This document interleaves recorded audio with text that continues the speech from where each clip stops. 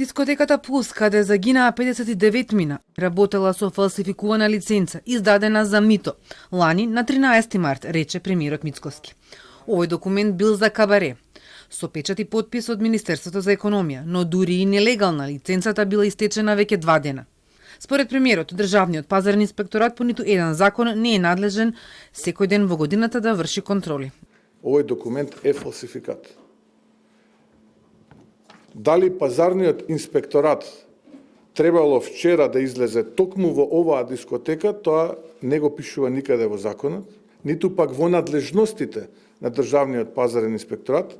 Последен пат таму државен пазарен инспектор се појавил во 2022 година.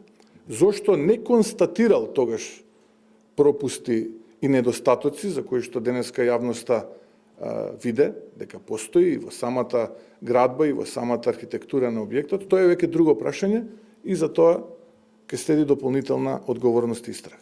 Зошто МВР не е открило фалсификуваната лиценца? Премиерот вели полицијата вчера не била таму да ги проверува документите, туку поради информации за трговија на недозволени супстанци и за присуство на малолетници.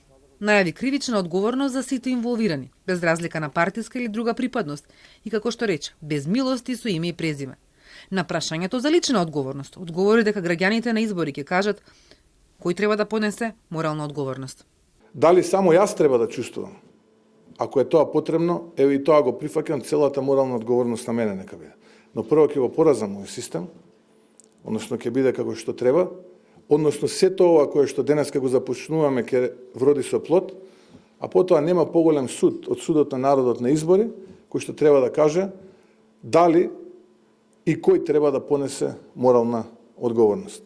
Околу пораките на опозицијата рече дека не треба да се политизира настанот. Ова не е партиска битка, туку битка на честните против нечестните. Владата одлучила да направи вонреден инспекцијски надзор врз сите угостителски објекти. Зошто тоа досега не го направиле? Мицкоски вели, изминатите 9 месеци правеле робусни акции кон криминалците, оние кои продавале мазут, енергетската мафија и игрите на среќа, корумпираните врховни судии.